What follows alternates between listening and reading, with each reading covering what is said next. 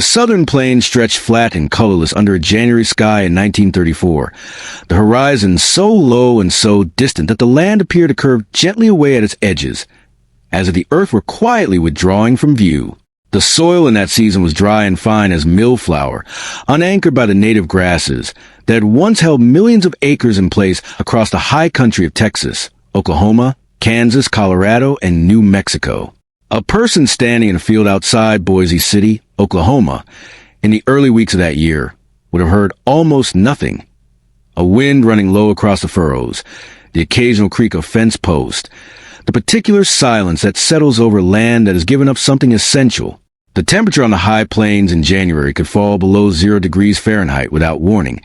and the wind carried cold in a way unique to open country with no trees and no elevation to interrupt the movement of air down from the north. The towns of that region, Dalhart in the Texas Panhandle, Liberal in southwest Kansas, Guyman in the Oklahoma Panhandle, were small, practical places built around grain elevators, hardware stores, and the single-story brick banks that have financed the farming operations spreading outward from their main streets for most of the preceding 30 years. This channel covers stories like this one in depth and without hurry, and anyone who wants to find more of them is welcome to subscribe and turn on notifications so that nothing is missed. What had unfolded on the southern plains in the years preceding 1934, and what would continue across the rest of that decade, was not simply a matter of weather. It was a catastrophe shaped by decisions made over 30 years by individual farmers, by land speculators, by county officials, by federal lawmakers, and by the lending institutions that underwrote them all about what the land could sustain and at what cost. For thousands of years before the first permanent European-American settlements took hold on the southern plains, the land was held together by a single, unremarkable family of plants. Buffalo grass, known to botanists as Bouteloua dactyloids, covered tens of millions of acres across the region, its roots descending as deep as 6 feet into the soil and binding the dry, friable earth against wind with a tenacity that no one who later plowed it understood until it was already gone. Alongside it grew blue grama grass and a dozen other shortgrass species, each adapted over thousands of years to conditions that most eastern plants could not survive: extreme cold, extreme heat, extended drought, and a soil of outstanding fertility, lying essentially undisturbed by any agricultural civilization. The grass was short, rarely more than 5 or 6 inches above the surface in good years, and in dry years it turned the color of straw, so that the plains in late summer appeared to some early travelers as a dead landscape. That impression was deeply mistaken. Below the surface, in the web of roots and the dark organic matter accumulated over 10,000 years, the soil held a complexity and a resilience that would take a single human generation to effectively destroy. The Comanche, the Kiowa, the Southern Cheyenne, and the Arapaho had organized their lives around this landscape for generations, following the great bison herds that numbered, by some estimates, between 30 and 60 million animals at their continental peak in the early 19th century. Their use of the plains was intensive in certain respects. Periodic burning to manage grassland conditions and seasonal movement patterns that exploited the ecology of the region at a substantial scale, but it did not disturb the fundamental architecture of the sod. The treaties that confined these nations to reservation land in the 1860s and 1870s, the Medicine Lodge Treaty of 1867 being among the most consequential, effectively cleared the way for a different relationship with the land, one organized around permanent settlement, private property, and the systematic extraction of agricultural value from the soil. The military campaigns that enforced those treaties were concluded by the mid-1870s, and the southern plains stood largely open to settlement by the end of that decade. The federal government's primary instrument for organizing that transformation was the Homestead Act of 1862, which offered 160 acres of public land to any adult citizen willing to live on it and make improvements for 5 years. The act had been designed with the humid farmland of the Ohio River Valley and the upper Midwest in mind, and 160 acres of well-watered Illinois prairie was a functional agricultural unit for a family of modest expectations. 160 acres on the high, dry southern plains was a considerably more limited proposition, particularly in the years when rainfall dropped below the threshold at which dryland wheat farming was viable. That threshold, roughly 18 to 20 inches of annual precipitation, was crossed regularly across much of the region. As anyone who had studied the climate records maintained by the Army Signal Corps and later the United States Weather Bureau would have understood, though very few of the institutions in promoting and financing settlement chose to weigh that data seriously against the profits available from land sales and mortgage lending. The first significant wave of homesteaders reached the southern plains in the 1880s, drawn by an unusual sequence of wet years that produced adequate crops and gave the region a deceptive appearance of agricultural reliability. Towns materialized with the speed characteristic of western frontier settlements in that era. Dodge City in Ford County, Kansas, had by the mid-1880s transformed itself from a cattle drive terminus into a modest agricultural market town, its livestock economy giving way to the grain trade that would come to define the broader region. Woodward in Oklahoma Territory was platted in 1893, the year the territory's Cherokee outlet was opened to settlement, and within 18 months of that opening it had a newspaper, 2 commercial banks, and a land office processing hundreds of property transactions each week. The infrastructure of agricultural capitalism arrived almost simultaneously with the settlers themselves, because the land companies and lending institutions that stood to profit from settlement had organized in advance of the homesteaders rather than following behind them. Those land companies were typically headquartered in Chicago, Kansas City, or St. Louis, and they dispatched agents across the region to subdivide and sell parcels acquired at low prices through tax sales, direct government purchase, and the absorption of failed homestead claims. Their standard instrument was the installment purchase agreement, which allowed buyers with minimal capital to take possession of large acreage in exchange for annual payments spread over 5 to 10 years, at interest rates that varied considerably but were rarely low. The commercial banks that had established themselves in the county seats, Dodge City, Woodward, Boise City, provided shorter-term agricultural credit for seed, equipment, and annual operating expenses. And it was through this network of land companies and local banks that the Plains economy was initially wired together. Together, these institutions constituted the essential financial architecture of Plains settlement. They made the expansion of agriculture possible.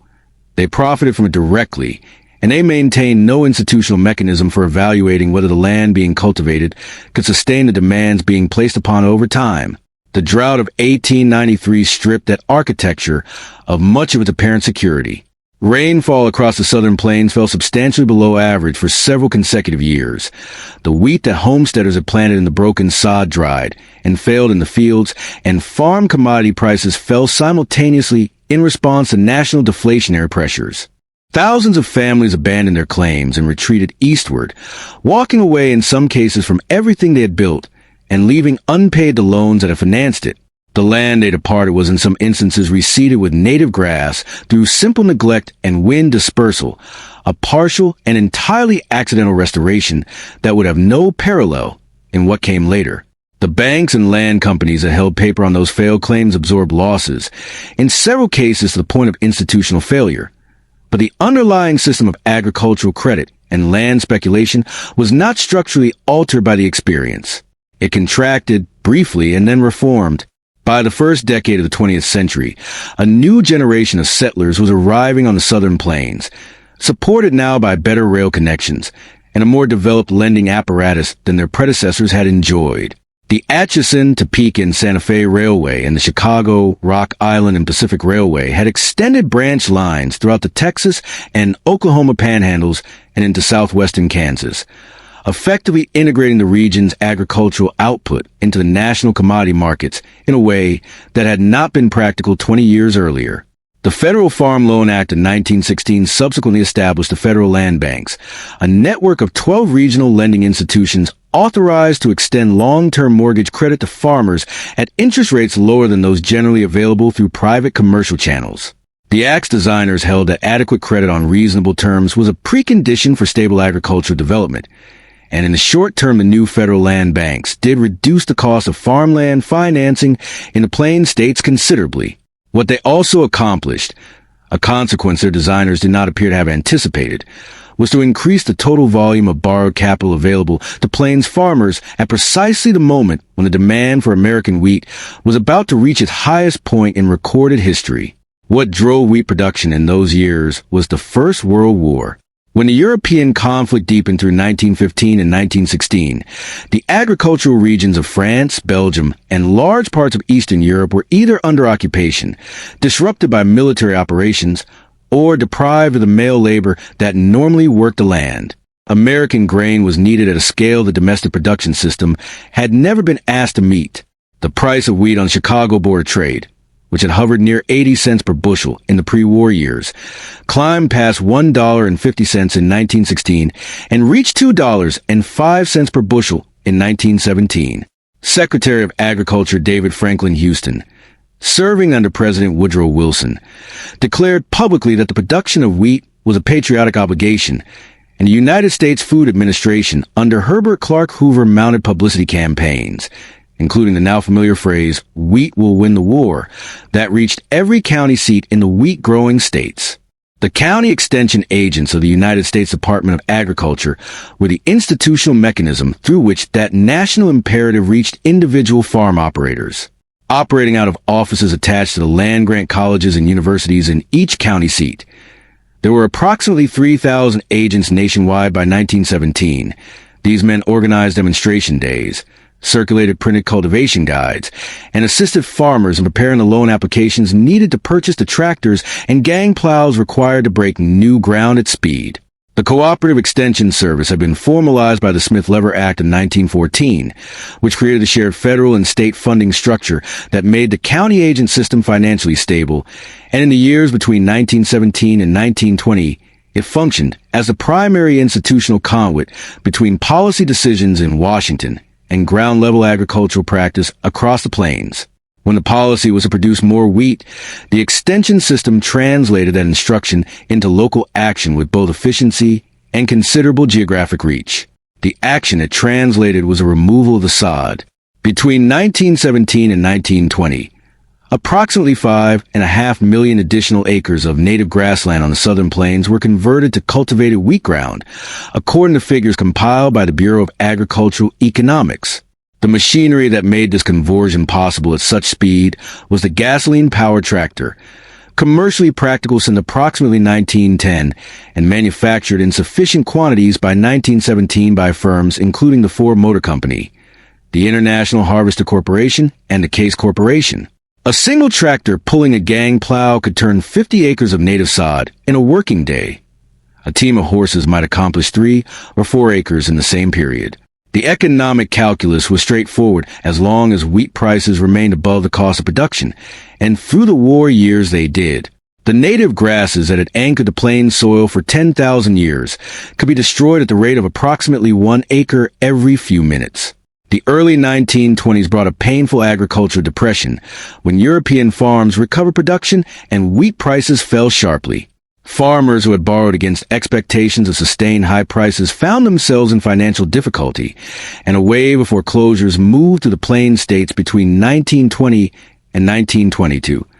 touching thousands of individual operators and the banks that held their notes. A number of small rural banks that had extended liberal agricultural credit during the boom years failed when the loans they held went unpaid, and their failure removed one more stabilizing presence from communities that had few institutional anchors to spare. But the structural dynamics that had driven the expansion were not reversed by this period of hardship, because operators carrying debt needed to continue growing wheat even after the price fell. The fixed cost of the loan did not decrease with commodity prices, and the lending institutions responded with extended repayment terms and loan restructuring that preserved the basic credit architecture intact. By the middle years of the 1920s, crop prices had recovered enough to sustain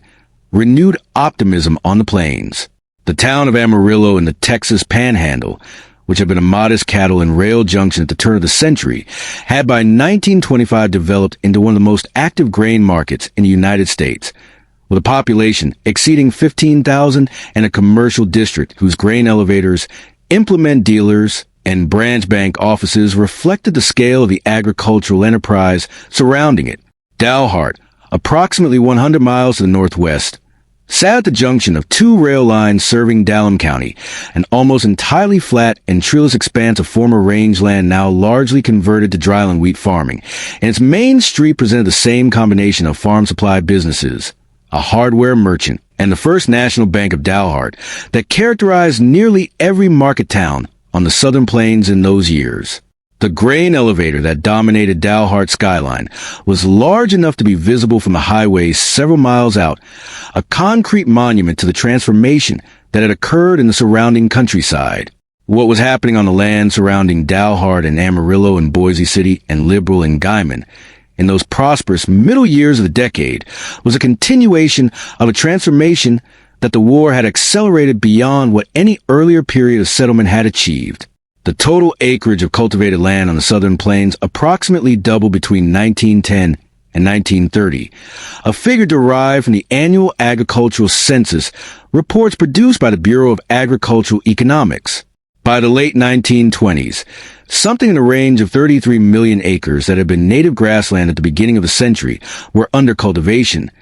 the majority planted to winter wheat, and most of them financed in part by credit from the federal land banks, state commercial banks, or private mortgage companies. The sod that had been destroyed across those 2 decades had bound not only the surface soil, but also the subsurface moisture that accumulated in the root zone. And once the grass was gone, the soil's relationship to both water and wind changed in ways that no institution monitoring the region had yet formally measured or publicly acknowledged. The warnings existed for those positioned to read them. Researchers at the experiment stations associated with Oklahoma Agricultural and Mechanical College in Stillwater, the Kansas State Agricultural College in Manhattan,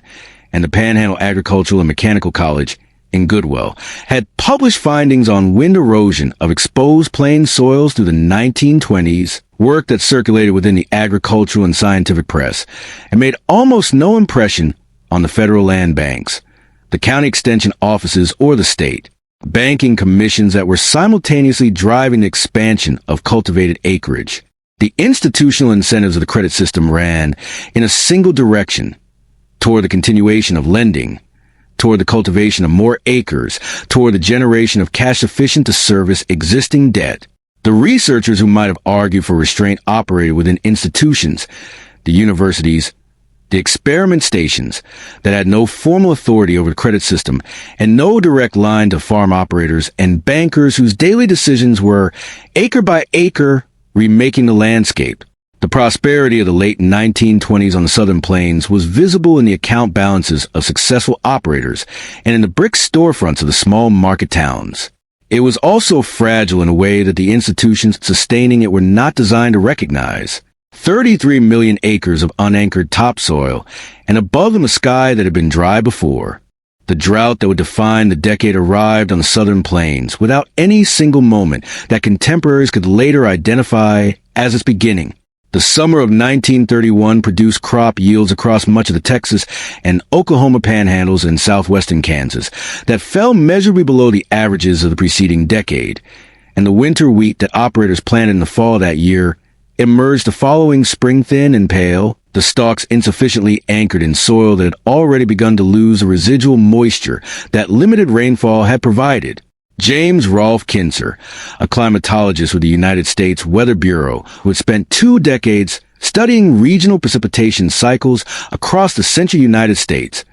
published analyses in the early 1930s suggesting that the drought conditions developing across the southern plains bore the meteorological characteristics of a long-duration event rather than a normal seasonal fluctuation, and that the evidence argued against projecting a near-term recovery. His findings reached Bureau officials and circulated within the professional community of applied climatology. They did not meaningfully reach the federal land banks, the county extension offices,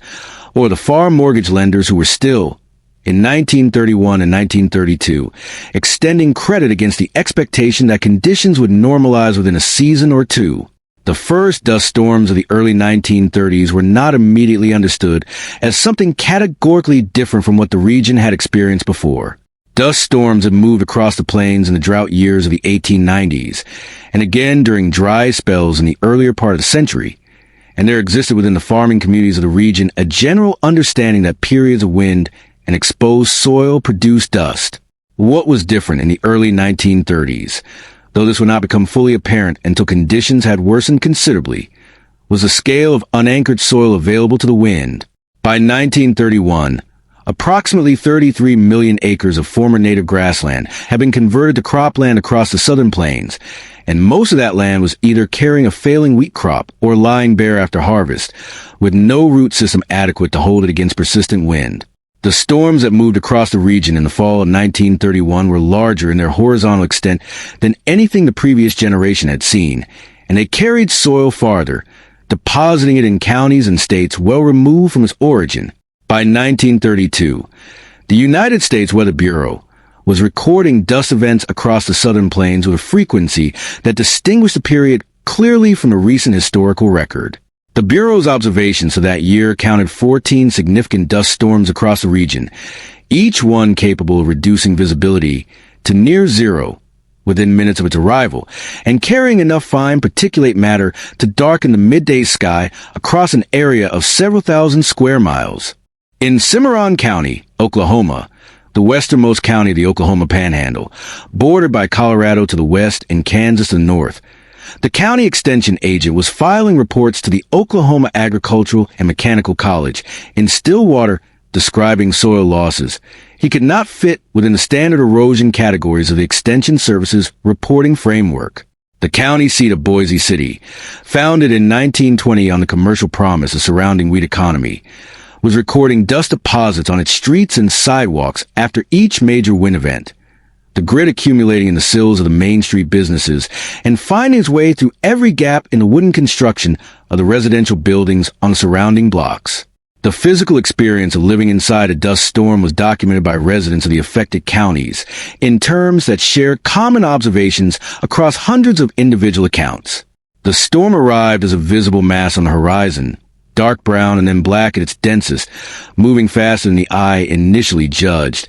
and the light that preceded it had a particular yellow quality that those who experienced it once recognized permanently thereafter as the specific light of a storm approaching. The wind arrived before the dust did, and then the dust arrived all at once, reducing visibility in the space of seconds from clear distance to a few feet. Fine particles penetrated the improvised seals of wet cloth and newspaper that residents press around their window frames and door gaps, settling on every horizontal surface inside houses within minutes of the storm's passage. Children were kept indoors, and those with respiratory vulnerabilities, which meant, increasingly, most of the children in the most affected counties wore damp cloths across their faces even while sleeping. The 1933 storm season was measurably worse than anything that had preceded it. Weather Bureau records for that year documented 38 significant dust events across the Southern Plains region, with the heaviest concentration of activity in the counties of southwestern Kansas, the Oklahoma and Texas panhandles, and the southeastern corner of Colorado, including Prowers County, whose county seat of Lamar sat at the eastern edge of the severely affected zone. Several of the 1933 storms were large enough to be tracked by the Weather Bureau's observation stations from the Texas Panhandle to the Great Lakes, and their passage through smaller communities left behind the drifts of displaced soil against buildings and fence lines that residents had come to describe, with a tired accuracy, as resembling snowdrifts. In Meade County in southwest Kansas, a county that had been substantially native range at the beginning of the century and was by 1930 heavily cultivated in wheat,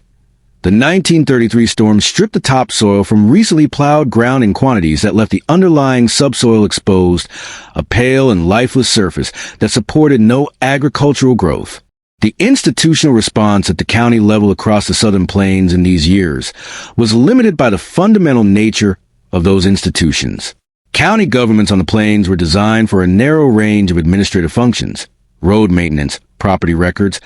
courthouse services, tax collection, and they were funded through property tax revenues that had been declining since the early 1930s as land values fell and farm income contracted. The county commissioners of Dallam County in Texas, of Cimarron County in Oklahoma, of Meade County in Kansas, and of Prowers County in Colorado were meeting through these years with no emergency budget, no environmental response protocol, no designated liaison to the relevant state agencies, and no legal framework that would have permitted them to direct resources toward anything describable as ecological remediation. The county as an institution had been designed for the administrative conditions of a functioning agricultural economy, and the conditions it now confronted were entirely outside the scope of what that design had anticipated. State government responses were more visible than county responses, but were constrained by both financial and political limitations. Governor William Henry Murray of Oklahoma, who had taken office in January of 1931 and was known throughout the state by his populist nickname of Alfalfa Bill, was a figure whose political energies in the early Depression years were concentrated primarily on the state's oil industry, its fiscal crisis,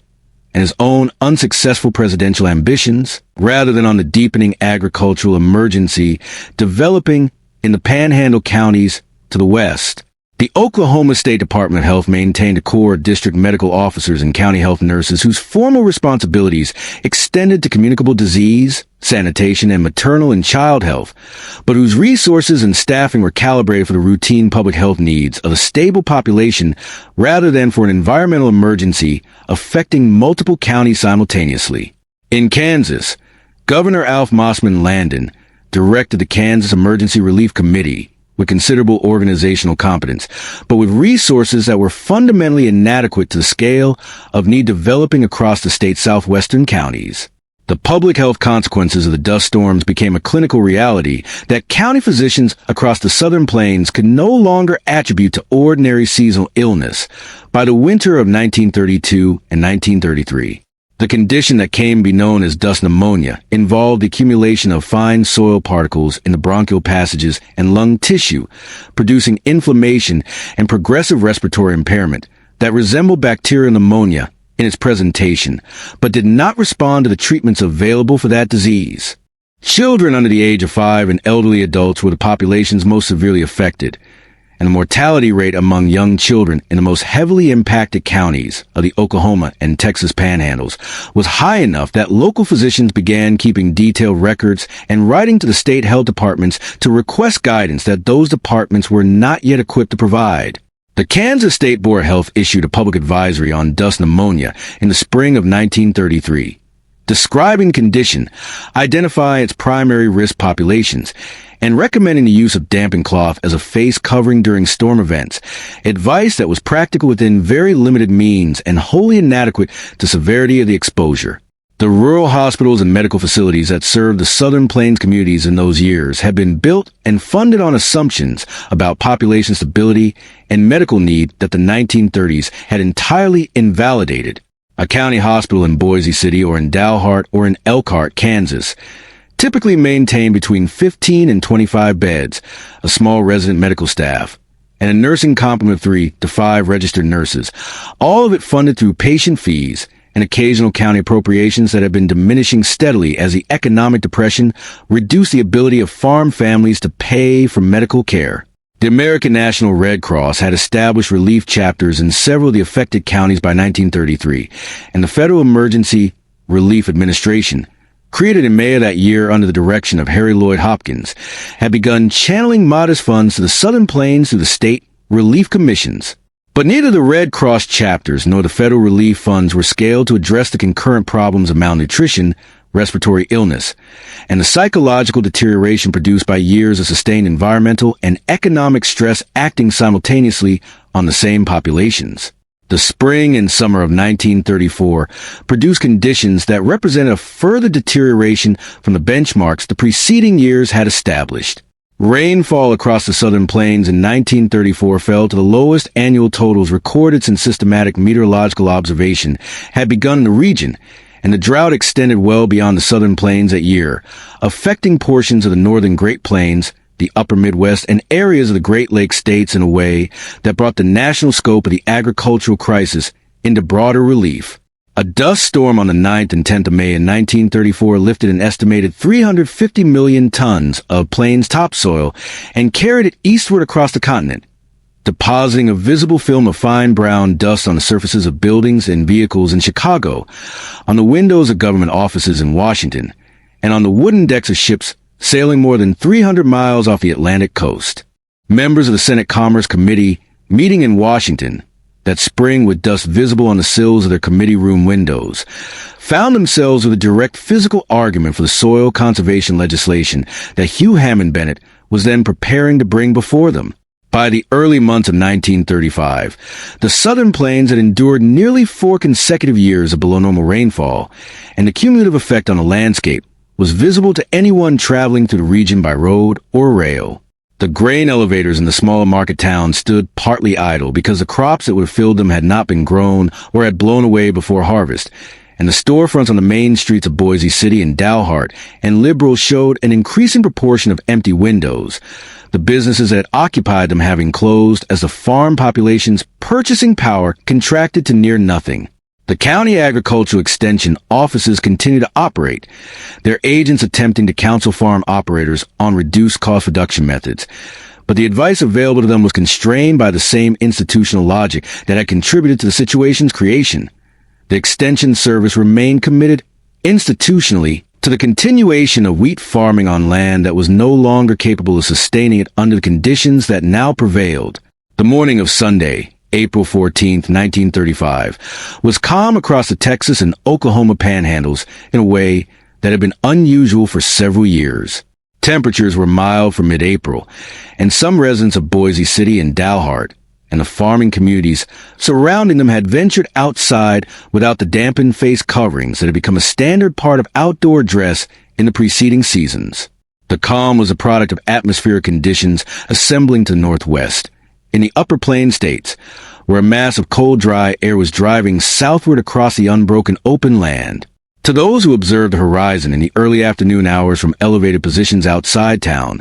the storm announced itself as a dark line low against the northern sky, indistinct at first and then widening and rising as approached, until it had resolved into a wall of advancing matter that residents of the region had come to recognize and to fear. The storm struck the northern Texas panhandle in the mid-afternoon and moved southward and eastward through the evening and into the night, an advancing front of particulate matter that Weather Bureau observers estimated to have reached altitudes of 7,000 to 8,000 feet and have extended laterally across a distance of approximately 200 miles. Its passage reduced visibility to zero across the Oklahoma panhandle and much of the Texas panhandle, and residents caught outside it found themselves unable to see their hands held in front of their faces. Soil moved in quantities that, in the days following the storm, proved to have buried fence lines, filled the lower portions of vacant buildings, and reshaped the surface geography of fields across an area of thousands of square miles. The livestock that had been left outside on farms in the storm's path were found in the days following in varying states of distress,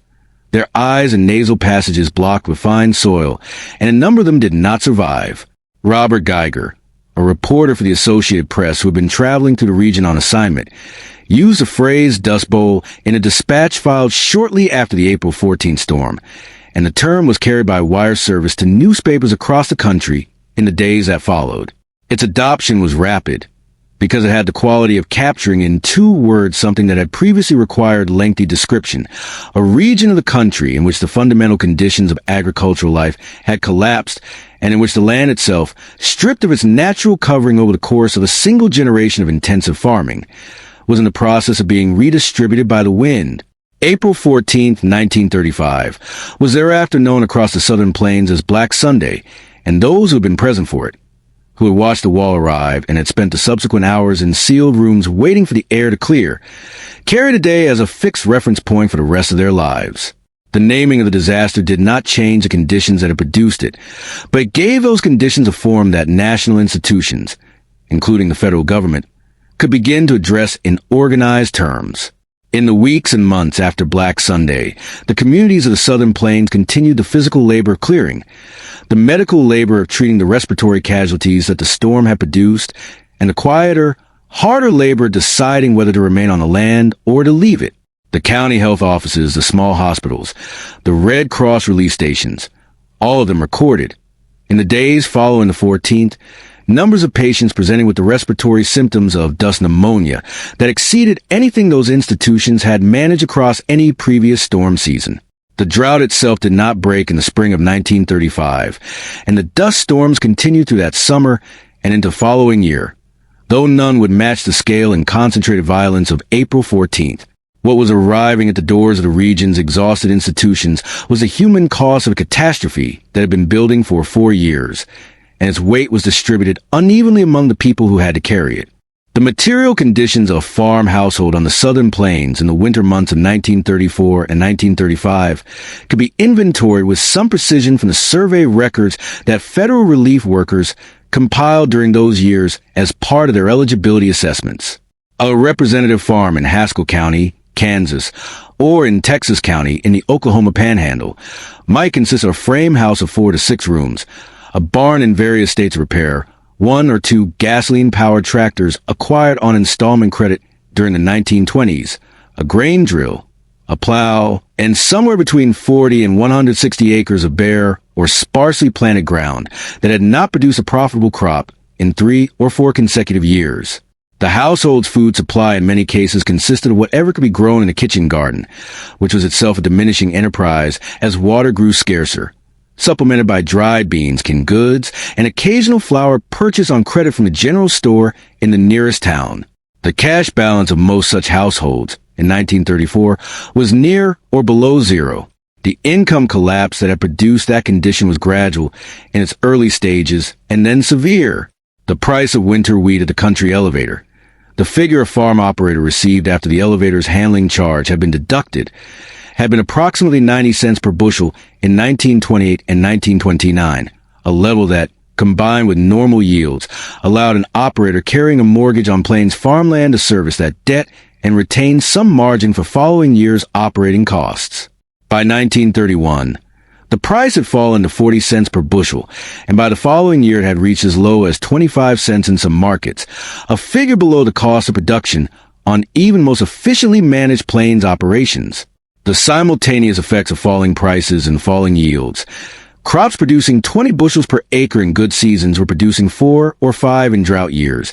and in some cases nothing at all, meant that the gross income available to a typical Plains wheat operator contracted by somewhere between 80 and 90% between 1929 and 1932. Mortgages written on the assumption of normal yield and price had become obligations that the land could no longer service. The banking institutions that held those mortgages were themselves under extraordinary strain by the early years of the decade. Rural bank failures have been occurring across the United States throughout the 1920s at rates already higher than those of the pre-war period, and the deepening farm crisis of the early Depression years compressed what had been a slow deterioration into a rapid collapse. Across the 5 principal Dust Bowl states, Texas, Oklahoma, Kansas, Colorado, and New Mexico, more than 800 commercial banks failed between 1929 and 1933, and the deposits that disappeared with them represented, in many cases, the accumulated savings of farm families who had no other institutional repository for what little cash they had managed to preserve. The federal land banks, which held long-term mortgage paper on millions of acres of Plains farmland, continued to function through Depression years, but their response to non-payment followed the legally prescribed procedure. The initiation of foreclosure proceedings, which by 1932 and 1933 were moving through Plains County courts at a volume those courts had no mechanism to manage efficiently. The federal response to foreclosure crisis produced the Farm Credit Administration, created by executive order in March of 1933 under the initial direction of Henry Morgenthau Jr. as one of the Roosevelt administration's early agricultural measures. The Farm Credit Administration consolidated the functions of the federal land banks and several associated federal agricultural lending agencies, and it was authorized to refinance existing farm mortgages at lower interest rates and on extended repayment terms. The Fraser-Lemke Farm Bankruptcy Act of 1934 went further, providing farmers facing foreclosure the legal right to remain on their properties under court supervision while renegotiating the terms of their debt, a measure designed to slow the rate at which Plains families were being displaced from land they had farmed for years. For some operators, these programs provided a genuine extension of time, and the Farm Credit Administration's refinancing activities reached a significant number of Plains borrowers across the middle years of the decade. But both programs were calibrated for borrowers who retained some residual financial viability, and many of the most distressed households in the Dust Bowl counties had moved well past the point at which any institutional refinancing framework could stabilize their position. Among those who chose to remain on their land through the worst years of the drought, Caroline Henderson of Eva in Texas County, Oklahoma, left behind one of the most carefully observed accounts of what that choice involved in daily practical terms. Henderson had arrived on the Oklahoma Panhandle in 1908 as a young woman from Ohio, had filed her own homestead claim, and had farmed the land with her husband Will Henderson for more than 2 decades before the drought began. She had received a college education, and she brought to her correspondence an analytical precision and a literary fluency that distinguished her letters from most other first-person accounts of the period. Her letters to her longtime correspondent Evelyn Harris, written across the worst drought years and addressed partly to Harris and partly, it seems, to the record itself, were published in the Atlantic Monthly in 1931 and again in 1936, and they constitute a document of unusual honesty about the specific texture of life in a region most severely affected by the dust. Henderson wrote about the dust with the exactness of someone who had come to know it in exhaustive physical detail. Its specific weight and color on different days, the way it settled against window frames and accumulated in fabric folds, the particular quality of a dust-filtered light that was unlike any other light she had seen. She described the daily work of keeping a household livable through a major storm as a form of labor that produced no durable result, since the dust cleared from the surface would be replaced within hours by the next accumulation, and the effort of cleaning had become less about the achievement of cleanliness than about the maintenance of intention. In her letter, she was clear-eyed about the moral dimension she attributed to that persistence, the choice to maintain a habitable household in conditions that continuously defeated it as a form of refusal, while also acknowledging in the same letters that the material calculations limiting her options were as real and as binding as any moral framework she might apply to them. Henderson's decision to remain on her farm was therefore not simply an expression of attachment to place,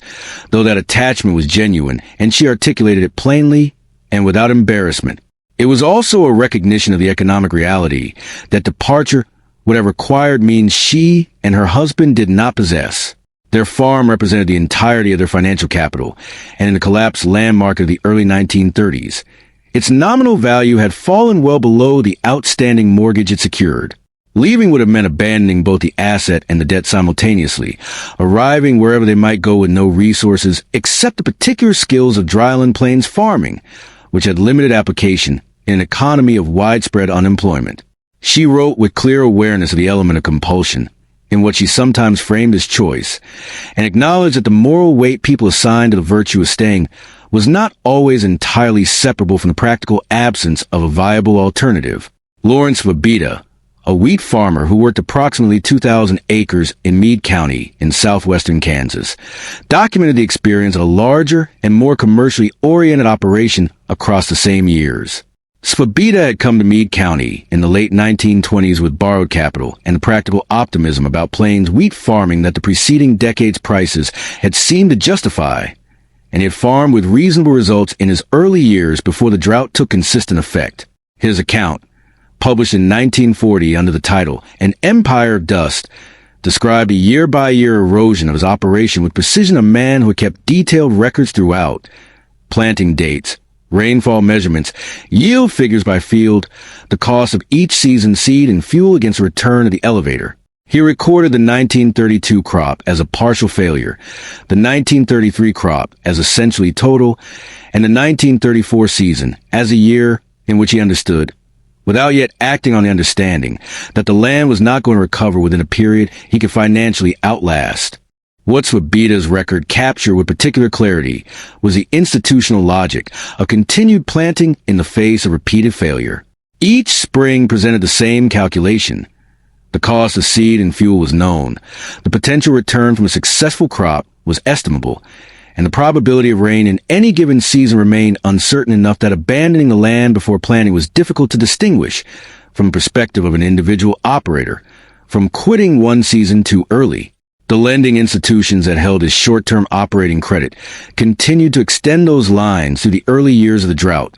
because calling in loans that could not be repaid was institutionally more damaging in the short term than extending them further. The result was a system in which both farmers and their creditors were financially committed to continuing an enterprise that the physical conditions could no longer support,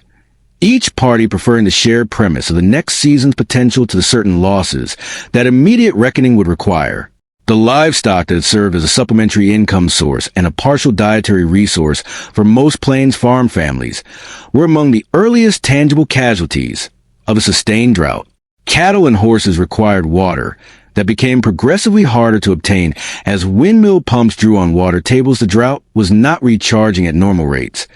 and they required pasture that had ceased to exist on most cultivated plains land by 1933 and 1934. The Roosevelt administration's Agricultural Adjustment Administration addressed the surplus livestock problem through a direct purchase and slaughter program beginning in the fall of 1933, offering farm operators a fixed price per head for animals deemed unfit for normal market sale. Cattle weakened by inadequate water and forage,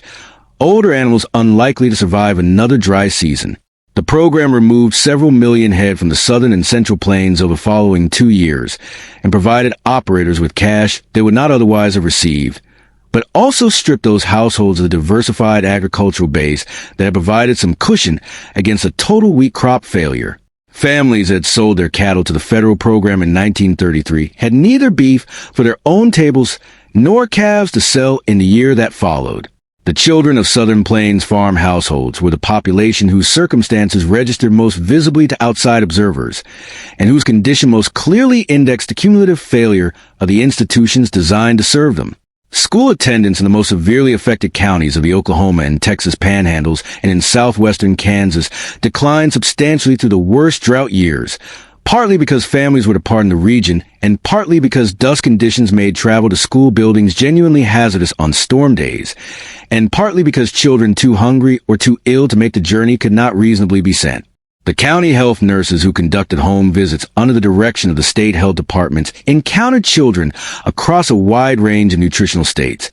and they noted in the records of both the Kansas State Board of Health and the Oklahoma State Department of Health a consistent correlation between inadequate nutrition and the severity of dust pneumonia symptoms. In Haskell County, Kansas,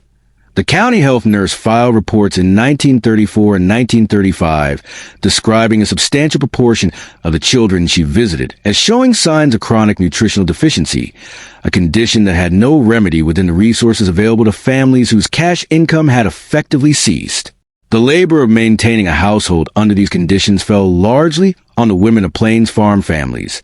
in ways imperfectly captured by relief surveys and census records, but more fully documented in personal correspondence and in the reports of county home demonstration agents. A corps of federally supported workers organized under the same Smith-Lever Act framework as the county agricultural extension agents, and specifically assigned to work with farm women. Home demonstration agents in Prowers County, Colorado, and across southwestern Kansas filed detailed reports through the mid-1930s describing the specific management challenges their clients faced. Keeping food stores free of dust contamination, stretching flour and dried beans across the gap between one relief distribution and the next, improvising window and door seals and materials available at no cash cost, and managing the health needs of children in households where the local physician's fee was beyond the family's means. The Home Demonstration Network was one of the few institutional presences that reached those households with consistent regularity, and the agents whose staff had held a functional position in their communities that no other institution quite replicated. The Protestant congregations of the Southern Plains small towns occupied a distinct institutional role through the crisis years, one less focused on material provision than on social coherence. In the towns of the Oklahoma and Texas panhandles and across southwestern Kansas, the Methodist, Baptist, and Church of Christ congregations that had been organized in the earlier settlement decades continue to hold services through the worst years of the drought, their buildings serving as the primary communal space available to farm families whose engagement with the commercial life of town had contracted to almost nothing. Several congregations organized informal food-sharing arrangements among members, and the denominational networks to which those congregations were connected occasionally supplied goods from outside the affected region. What the churches could not provide was financial relief at the scale the crisis demanded, and their institutional capacity, a modest treasury, a minister's salary, a building maintained by voluntary contribution, had been designed for the maintenance of a stable community rather than the rescue of one in active dissolution. The general merchants and feed store operators who had extended informal credit to farm families through the agricultural seasons of the 1920s and early 1930s were drawn into the same collapse as their customers' capacity to pay contracted. The system by which a farm family carried a seasonal account at the local store, purchasing on credit to the planting and growing months and settling the balance of harvest, depended entirely on a harvest-producing income and through the consecutive failure years of the Dust Bowl decade. It did not, Store owners in Dalhart and Boise City and the town of Meade in Meade County and across the affected zone broadly carried unpaid accounts through 1931 and 1932 and into 1933, absorbing losses that in some cases exceeded their operating capital, until the accumulated weight of those accounts forced either the renegotiation of individual debts or the closure of the store itself. By 1934, the informal credit system that had sustained Plains agricultural households through normal lean years had largely ceased to function across the worst affected counties, and the families that had relied upon it were left in a cash economy they could not participate in because they had no cash. The decision about whether to remain on the land or to leave it was, by the middle years of the 1930s, being made by hundreds of thousands of Plains families through a process that was partly practical and partly an accounting of something hard to quantify, the investment of years in labor and self-understanding in a particular piece of ground. Those who departed earliest tended to be those who had arrived most recently, the families with the shortest history on their specific land and the fewest institutional ties holding them in place, which also often meant the families with smaller debt loads relative to their remaining assets, and therefore some financial margin to bear the cost of movement. Those who remained longest tended to be those whose roots were deepest and whose mortgages were largest relative to any alternative value their land could command. What was not generally true was that staying represented a calculation of superior economic prospects on the land itself. The road west, which would eventually carry several 100,000 people out of the Dust Bowl states toward the fields and labor camps of California, was already being traveled by the families who could find no other direction. The movement of people westward from the Dust Bowl states began as individual family decisions and accumulated, across the middle years of the 1930s, into one of the largest internal migrations in the recorded history of the United States. By the estimates compiled to the California State Relief Administration and the records of the Farm Security Administration, approximately 350,000 people left the states of Oklahoma, Texas, Kansas, Colorado, and Arkansas for California between 1935 and 1940, with the heaviest volume of movement occurring in the years 1936 through 1938. These figures captured only those who made California their destination. A larger and harder-to-count population moved to other western states, to the industrial cities of the Midwest, or to the agricultural regions of Arizona and Idaho, following whatever route seemed to offer the most immediate possibility of work. The migration out of the southern plains was not a single event, but a sustained hemorrhage of population from communities that had already been weakened by for consecutive years of drought and economic contraction, and it did not move in organized columns or follow institutional guidance. It moved in overloaded automobiles along a federal highway that had been designed for commercial freight. United States Route 66, the road that ran from Chicago through Springfield, Missouri, through Oklahoma City and Amarillo and Tucumcari and Albuquerque, and across the Mojave Desert toward Los Angeles,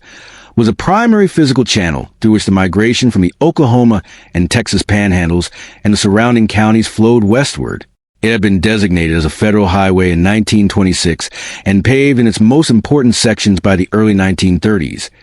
and its routing to the center of the Dust Bowl states made it the natural axis of the movement. The distance from Oklahoma City to Los Angeles along Route 66 was approximately 2,000 miles, a journey that took a family in an aging automobile, carrying tools and furniture and whatever household goods had been determined worth the wait, somewhere between 10 days and 3 weeks depending on the mechanical reliability of the vehicle. The cost of fuel and basic food along the route absorbed most of what a departing family had managed to accumulate in cash before leaving,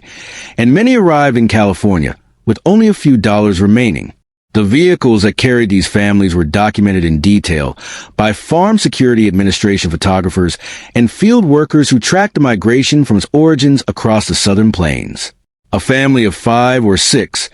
departing a farm in Sequoia County in eastern Oklahoma or in Haskell County in southwestern Kansas, typically loaded into a Ford or Chevrolet automobile of early to mid-1920s manufacture, attaching possessions to the exterior by rope, placing essential goods and the youngest children inside, and departing on the calculation that the vehicle would cover the necessary distance before failing beyond field repair. Farm Security Administration records of migrant families interviewed during or after their journey document a consistent pattern. Mechanical failures absorbed days and the last cash reserves of families who had no margin for delay, and in some cases left them stranded for extended periods in the small desert towns along the Arizona or California route. The journey itself was a form of institutional test that the migrants experienced entirely without institutional support, navigating a 2,000-mile transit between a collapsing world and one that had not yet been defined. Dorothea Lange, a photographer working under contract with the Farm Security Administration, had been documenting the conditions of California's agricultural labor population since 1934, and the Dust Bowl migration brought her work to national prominence in a way the earlier documentation had not. Her photograph of Florence Owens Thompson, taken at a pea pickers camp near Nipomo in San Luis Obispo County in February of 1936, presented a 32-year-old woman originally from the Indian Territory of eastern Oklahoma. Seated against a tent pole, two of her children turned away from the camera against her shoulders, her expression direct and tired and without apparent self-pity, in terms that made the abstract scale of the migration comprehensible to an audience, encountering it as a newspaper image. Thompson had been picking peas at approximately 10 cents per hamper, the prevailing rate at Nipomo in that season, and the crop had frozen the days before Lange's visit, leaving Thompson and her 7 children without work or cash in a camp that had no sanitation facility, no medical care, and no institutional connection to any existing system of relief. The photographs were published in the San Francisco News on or about March 10, 1936, and reproduced widely in the following weeks, establishing a visual shorthand for the migration that will remain in the cultural memory of the period for generations. The institutions of California agriculture that received the migrant population have been organized specifically to ensure that agricultural labor remained plentiful, mobile, and inexpensive, and they regarded the arrival of several 100,000 displaced Plains families not as a social crisis requiring a response, but as a development that reinforced labor market conditions that large-scale California farming had historically depended upon. The San Joaquin Valley, which stretched approximately 400 miles through the center of the state from Bakersfield in the south to the Sacramento River Delta in the north, and produced cotton, grapes, citrus, stone fruits, and row vegetables at a commercial scale that made it one of the most productive agricultural regions in the country, was organized around a labor system in which large landholding corporations, among them the DeGiorgio Fruit Corporation, operating tens of thousands of acres across Kern County and neighboring counties, maintained a structural surplus of available workers to ensure that wages could be held below the level at which any individual worker retained meaningful bargaining power. The arrival of the Dust Bowl migrants increased that surplus considerably, to the direct advantage of the corporate operations that determined the wage rates at which field labor was offered. The private labor camps operated by large California growers or by the labor contractors who served them provided housing for migrant workers in conditions that bore no discernible relationship to any standard of habitation that California's own nominal codes required. A typical grower-owned camp consisted of a collection of one-room wooden or canvas structures, often without floors, built close to the fields rather than to any water source, with latrine facilities shared among anywhere from 50 to several hundred occupants, and no bathing provision. Wages in the cotton fields of the San Joaquin Valley in 1936 and 1937 averaged approximately 75 cents per 100 pounds picked, and a productive picker working a full day in a good field might gather 200 to 250 pounds, producing daily earnings of between $1.50 and $1.90. A family with multiple members working could earn enough to sustain themselves during the picking season, but the season lasted between 6 and 8 weeks, and the months before and after produced little or no cash income, leaving families dependent on the informal credit of roadside stores or on the charity of whatever institutional relief they could access. The Associated Farmers of California, an organization founded in 1934 by representatives of large agricultural corporations, including the Pacific Gas and Electric Company, and several major grower associations, functioned as a political and enforcement arm of the grower interest in managing its labor supply. The organization monitored union organizing activities among agricultural workers, maintained communication networks with county sheriffs and local law enforcement, and intervened in labor disputes through a combination of political pressure and physical intimidation that was documented at length in a 1939 investigation by the La Follette Civil Liberties Committee A subcommittee of the United States Senate chaired by Senator Robert Marion LaFollette Jr. of Wisconsin, Carrie McWilliams, who served as California's Commissioner of Immigration and Housing from 1939 onward, and had spent the preceding years researching the conditions of California agricultural labor, described the associated farmers in his 1939 work, Factories in the Field, in terms that place its operations firmly within tradition of organized anti-labor violence, a characterization the organization's leadership rejected, but which the Senate subcommittees evidence substantially supported. For migrant families newly arrived in the valley and dependent on grower goodwill for access to housing and work,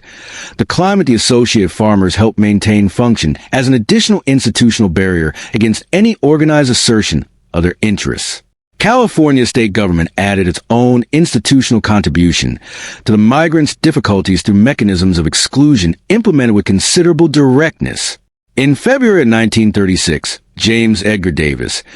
chief of the Los Angeles Police Department, dispatched 136 police officers to the California borders with Arizona and Nevada, establishing what the press immediately termed the bum blockade, with instructions to turn back any individuals who appeared to be entering the state without adequate financial means. The legal foundation for the blockade was almost immediately challenged by the American Civil Liberties Union, which argued that the Constitution provided no mechanism by which individual states could close their borders to citizens of other states, and the blockade was withdrawn after several weeks when its legal exposure became untenable for the department to sustain. Its brief existence nonetheless articulated the disposition of California's largest municipal government toward the migrant population with unambiguous clarity that persisted in social practice long after the officers were recalled. The California Emergency Relief Administration, the state's primary formal welfare institution,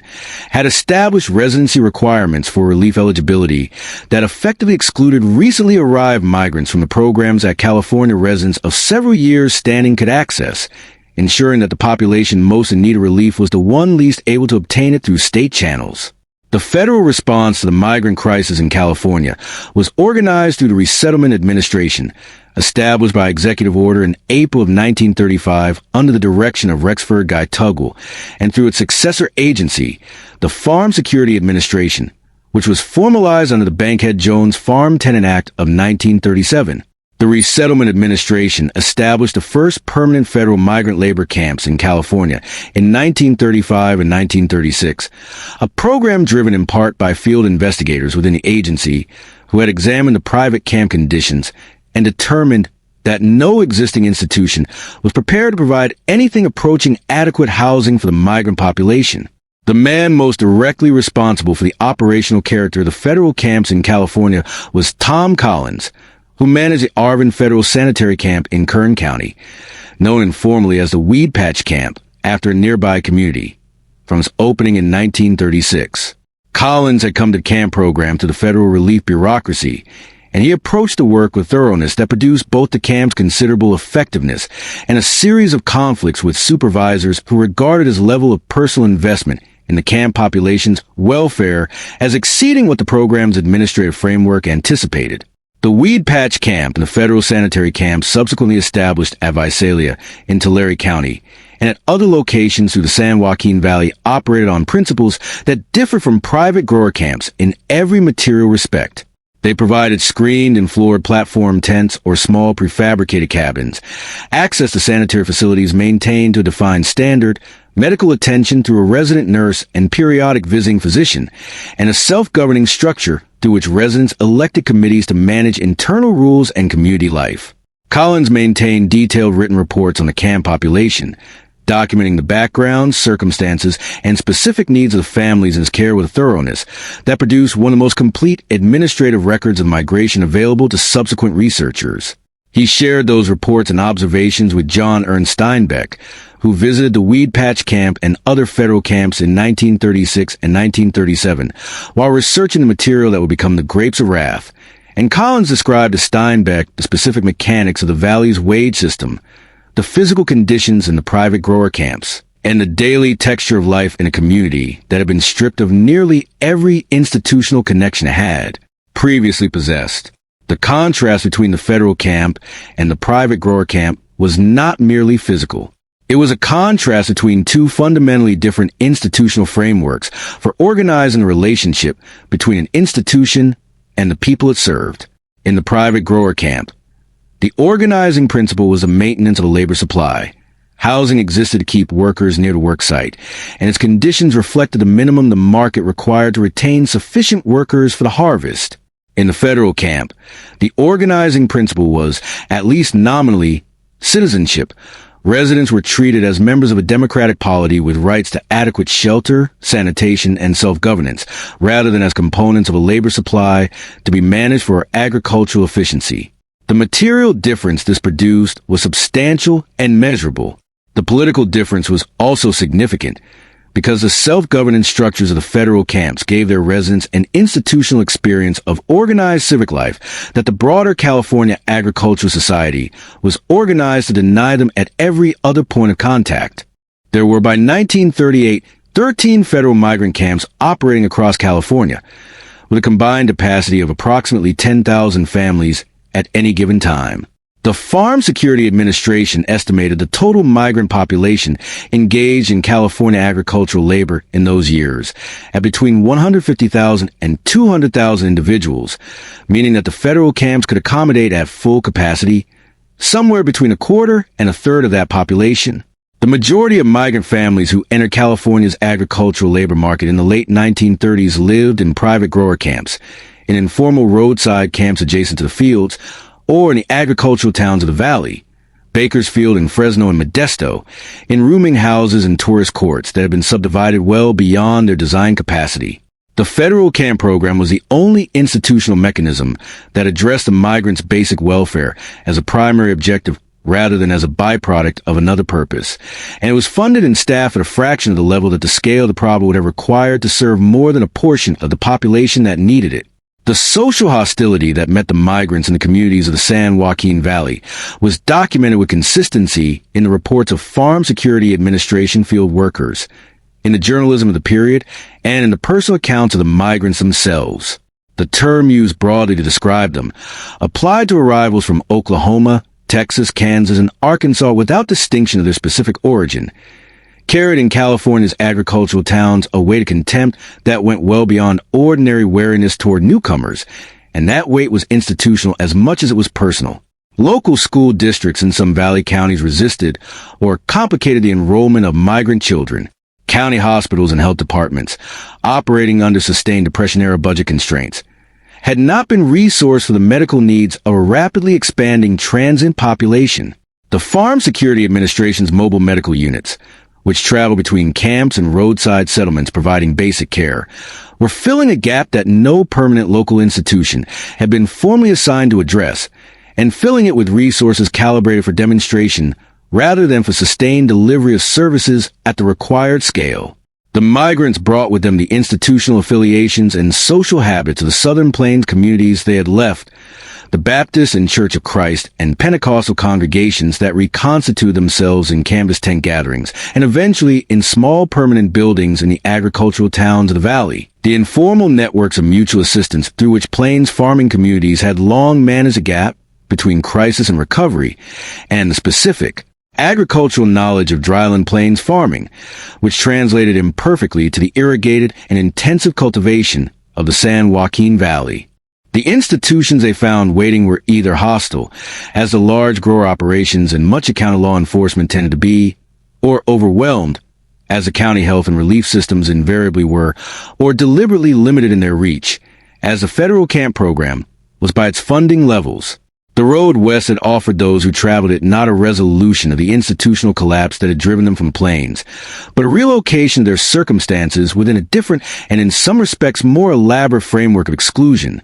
One organized not around dust and drought and foreclosure, but around the settled interest of large California agricultural capital in maintaining the labor conditions it found most profitable and the mechanisms a state government had assembled to enforce them. The federal government's institutional relationship to American agriculture had never been simple, and by the time Franklin Delano Roosevelt took office in March of 1933, it had accumulated a century of complexity in the form of overlapping and sometimes contradictory programs, agencies, land-grant universities, commodity markets, and lending institutions, all of them operating from different theoretical premises about what the government's proper role in agricultural life should be. Roosevelt's New Deal agricultural programs did not resolve that complexity. They added to it, layering new agencies and new purposes over the existing structure in ways that produced both genuine achievement and significant dysfunction, and that left fundamental questions about the distribution of power in American agricultural life largely unaddressed. What they also produced, on the Southern Plains specifically, was a permanent federal institutional presence of a kind that had never previously existed there, and that transformed in durable ways a relationship between the land, the people farming it, and the federal government that was now being asked to stabilize both. The most consequential institutional innovation the New Deal brought to the specific problem of Dust Bowl erosion was the Soil Conservation Service, which emerged from a sequence of events in which Hugh Hammond Bennett played the central part. Bennett had been arguing, since at least the early 1920s, that the federal government needed a permanent institution dedicated specifically to soil conservation, not as a secondary function of the existing agricultural extension system, but as a primary mission of a dedicated agency with authority to implement conservation practices across agricultural land at a meaningful scale. He had been advancing this argument in reports, speeches, and published articles for more than a decade, with a persistence and in a volume that had established him as the leading voice on the subject within the federal agricultural bureaucracy. His colleagues referred to him, with a mixture of professional respect and mild exasperation at his single-mindedness, as Big Hugh, both for his physical size and for the amplitude of his conviction that soil erosion was a fundamental agricultural crisis of the American century. Bennett's opportunity to convert that conviction into institutional reality came in April of 1933, when the newly formed Roosevelt administration created the Soil Erosion Service within the Department of the Interior, with Bennett as its director. The Soil Erosion Service was initially funded through the Public Works Administration, which meant its resources were tied to the general relief infrastructure of the New Deal rather than to a dedicated conservation budget,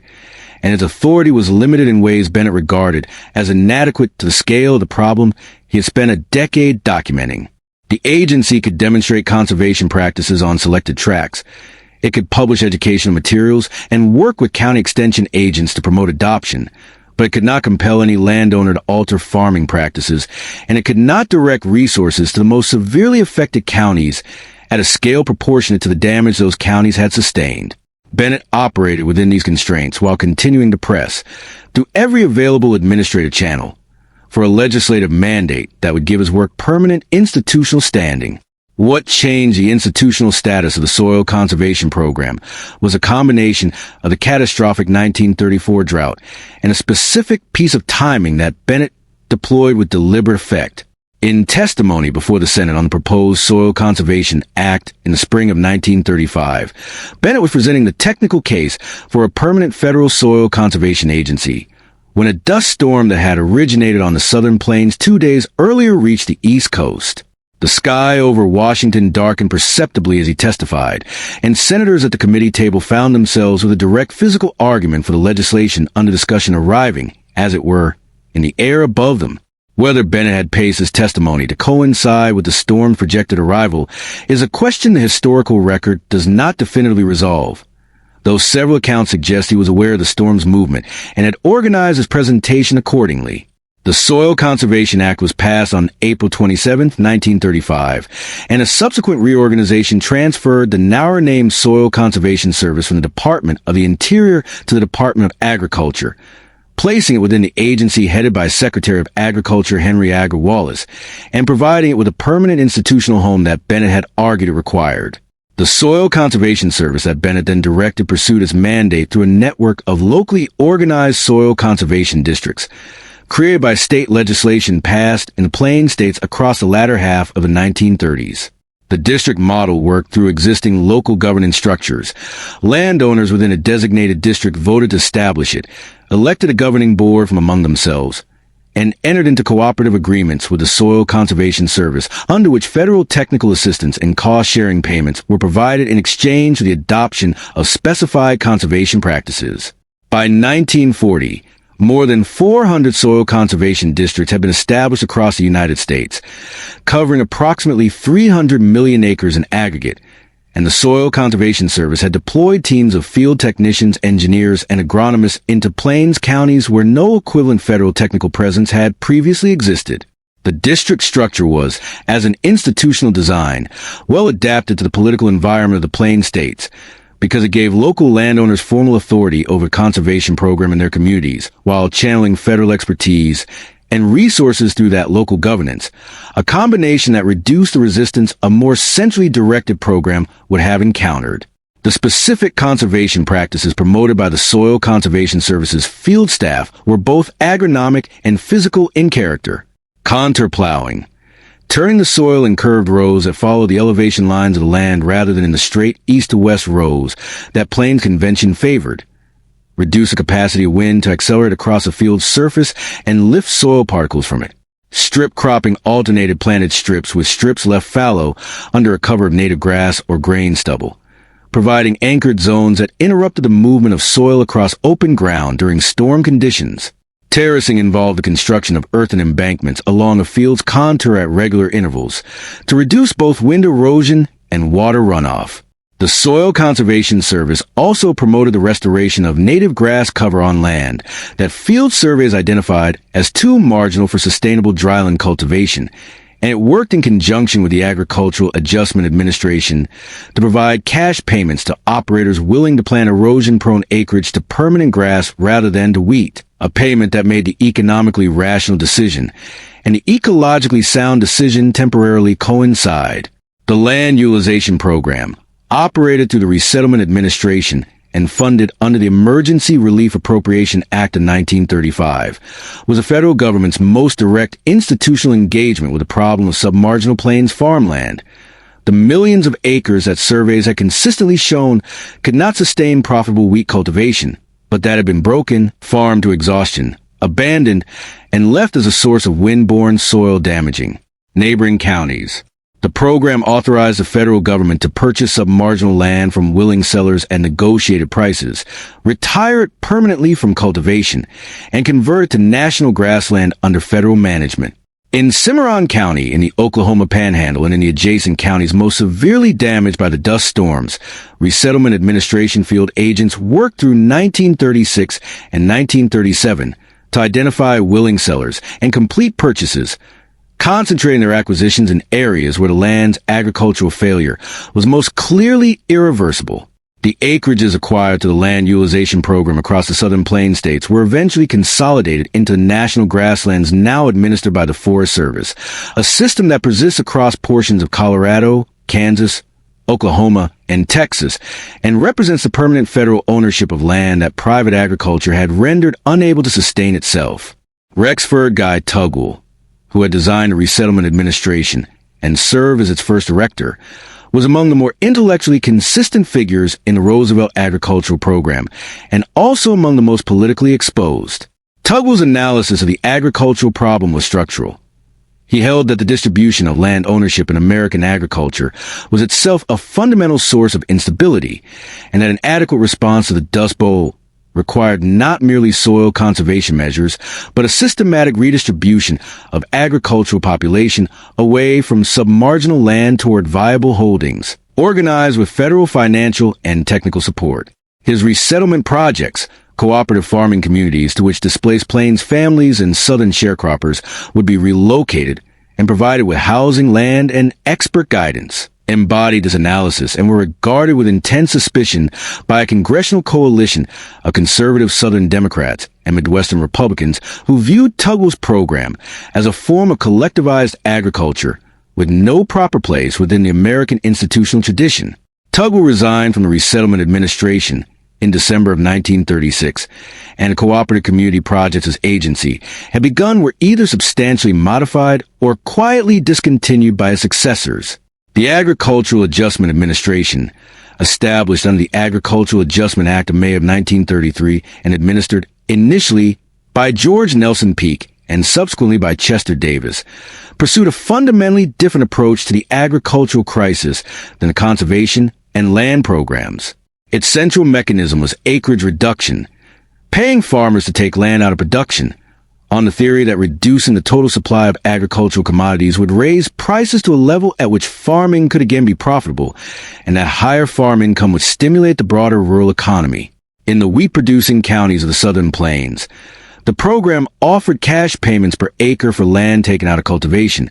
administered through local agricultural adjustment administration committees composed of farm operators elected by their neighbors, a structure that gave the program both a democratic legitimacy within farm communities and a local control that consistently reflected the interests of the larger operators who tended to dominate those committees. The distributional consequences of the acreage reduction program were the subject of sustained internal controversy within the agency from an early stage. Because payments were calculated as a proportion of the normal production of the land being idled, larger farms received proportionally larger payments simply by virtue of their scale, an outcome consistent with the program's internal logic, but one that concentrated federal agricultural support in operations that needed it least. The more serious institutional failure involved tenant farmers in the wheat-producing plains counties and cotton-producing southern counties, who found that acreage reduction agreements made between the federal government and the landowning operator did not reliably protect them when the owner chose to consolidate the idled acreage and reduce the number of tenants on the property.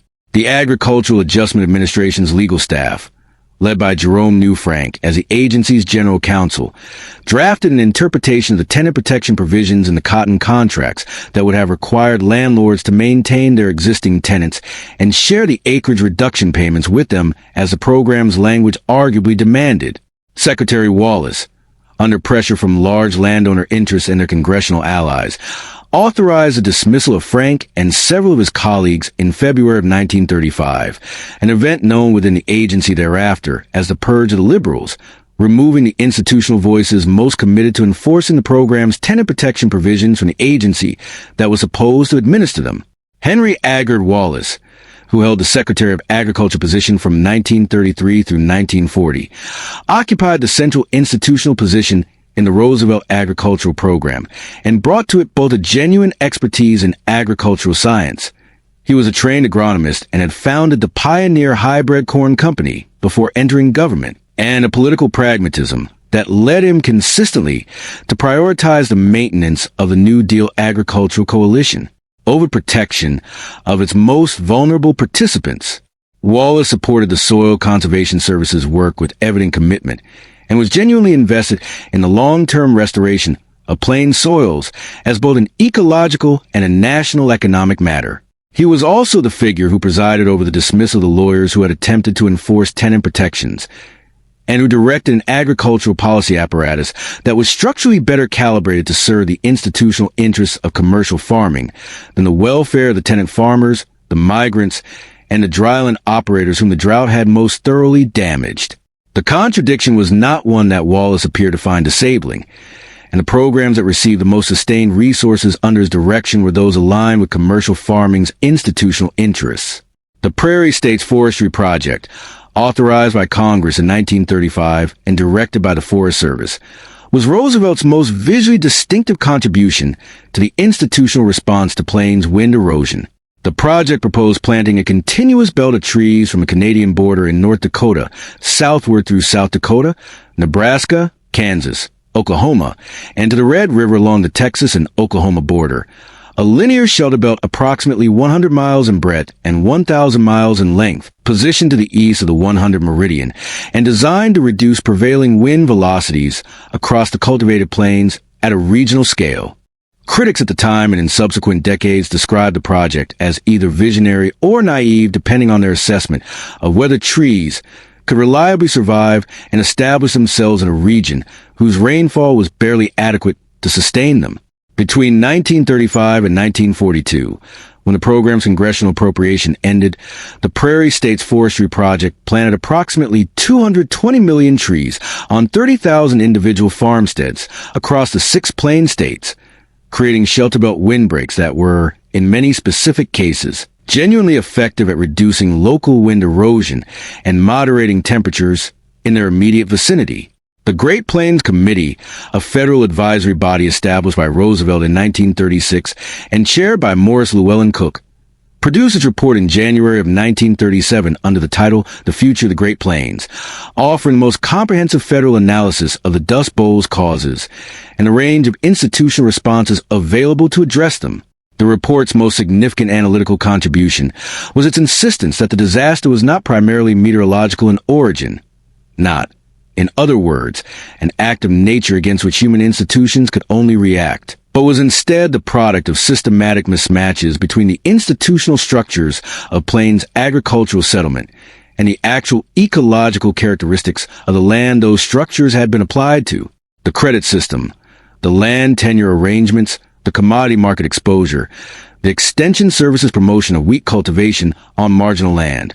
All of these were institutions that the report treated as causes of the disaster rather than as innocent bystanders to it. The report called for federal land use regulation, conservation district authority over cropping practices, and sustained support for the land utilization program, and it was received within the administration with considerable respect and implemented in part, in increments, over the following years, though the full scope of its recommendations was never matched by the resources and authority the committee had identified as necessary to carry them out. What the New Deal built on the Southern Plains was, in institutional terms, a permanent federal presence of a kind that had never previously existed, soil conservation districts with resident technical staffs, federal grassland holdings under Forest Service management, farm mortgage refinancing to the Farm Credit Administration, rural electrification delivered through the Rural Electrification Administration, and a system of commodity price supports that placed a floor under the agricultural economy when prices fell below the cost of production. This was a substantially transformed institutional landscape compared with what had existed in 1929, and the difference was real and consequential, providing Plains agriculture with structural support that private markets had consistently failed to offer. What was not was a transformation of the fundamental terms on which Plains farming was organized, the land tenure system, the credit relationships, the commodity market exposure, and that distinction mattered. Some of the conditions that had contributed most directly to the disaster remained embedded in the institutional fabric of the region, when the rains eventually returned, altered in their surface expressions, but not in their essential character. The return of adequate rainfall to the Southern Plains came not as a single restorative season, but as a gradual and uneven improvement across the years 1937 through 1940, an improvement that arrived too late for the portion of farms and communities that had already passed beyond recovery. Precipitation records maintained by the United States Weather Bureau for the region show a partial improvement in 1937 and substantially above average rainfall across much of the affected area in 1938 and 1939, with the soil moisture readings at observation stations across the Texas and Oklahoma panhandles and southwestern Kansas returning, unevenly from county to county, to levels not recorded since the late 1920s. The wheat planted in the fall of 1938 germinated and established itself across the plains in a way that 7 consecutive failed plantings had not permitted, and the harvest of 1939 produced yields that, while not matching the peaks of the preceding decade's best years, were sufficient to generate cash income for the operators who had survived on the land into the latter years of the decade. The grain elevators in Dalhart and Boise City and Liberal began filling again in the summers of those years for the first time since the early years of the crisis. Population counts from the United States Census Bureau's 1940 enumeration recorded the scale of the decade's human departure from the most affected counties with the precision that census methodology permitted. Cimarron County in the Oklahoma Panhandle recorded a total population of approximately 3,800 persons in 1940, against a 1930 figure of approximately 4,600. A decline of roughly 17% in a decade that the improving conditions of the late 1930s had not reversed. Dallam County in the Texas Panhandle, Meade County in southwestern Kansas, and Prowers County in Colorado showed comparable patterns of population loss, and the departures have been concentrated, as departure from economically marginal areas characteristically is, among the younger and more mobile segments of the population, families with children, and some residual financial capacity, who had made the calculation to leave before their last resources were fully exhausted. The towns that depended on the farm population's commercial activity had contracted with their hinterlands,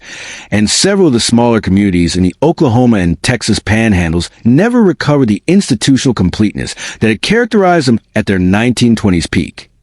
The two-physician medical practice reduced to none.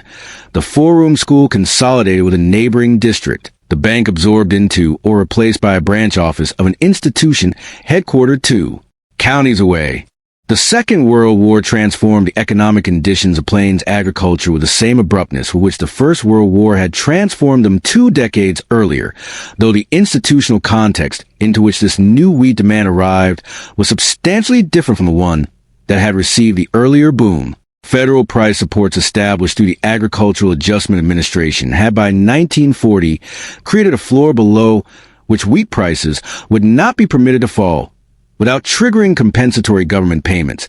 a mechanism that altered the fundamental character of the relationship between Plains wheat production and commodity market fluctuation. When wartime demand drove wheat prices upward through the early 1940s, Plains operators responded by planting additional acreage, including in a pattern that the Soil Conservation Service's field staffs document with concern, some of the marginal and erosion-prone ground that the Land Utilization Program had been attempting to retire from cultivation in the preceding years. The institutional constraints that might have limited this renewed expansion were present on the Southern Plains in 1941 and 1942. In a way, they had not been present in 1917. But their authority was advisory rather than mandatory, and when the financial incentive to plant more wheat was sufficient, those constraints did not consistently prevail against it. The farm consolidation that had been underway on the Southern Plains before the Dust Bowl decade accelerated substantially through the 1940s and into the 1950s, as the capital-intensive character of post-war Plains wheat farming increasingly favored operators with the financial resources to purchase the larger and more powerful equipment that efficient production now required. The average size of farms in the principal wheat-producing counties of the Texas and Oklahoma panhandles and southwestern Kansas grew substantially between the 1935 agricultural census and the 1950 census, reflecting both the departure of smaller operators who had sold or abandoned their land during the crisis years and the deliberate consolidation by remaining operators who purchased neighboring tracts as they became available at distressed prices. The family farm of 300 to 600 acres, the unit of Plains agricultural organization that the Homestead Act tradition had promoted and that the County Extension Service had spent decades supporting,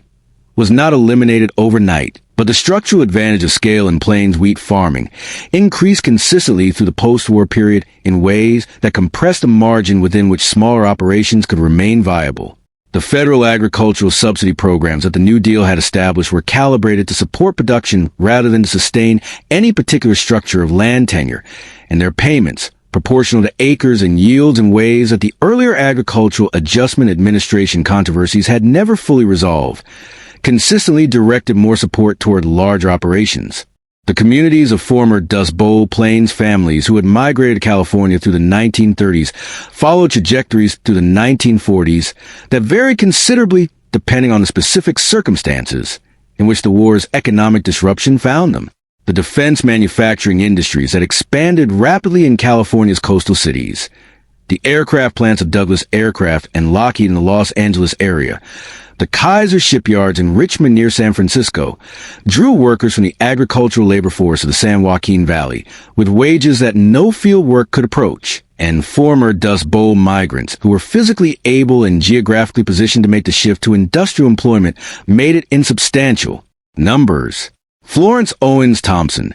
the woman whom Dorothea Lange had photographed in the Pomo and San Luis Obispo County in 1936, eventually settled in the Modesto area of Stanislaus County,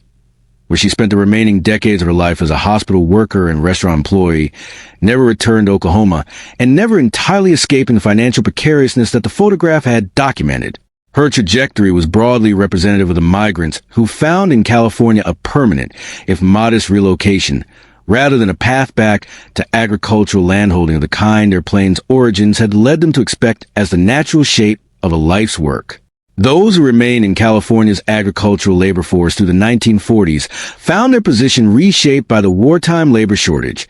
which temporarily increased the bargaining power of field workers in ways that the grower-controlled institutions of the San Joaquin Valley had spent the previous decade suppressing. The Farm Security Administration's labor camp network, which had served as the primary institutional support system for the migrant agricultural population in the late 1930s,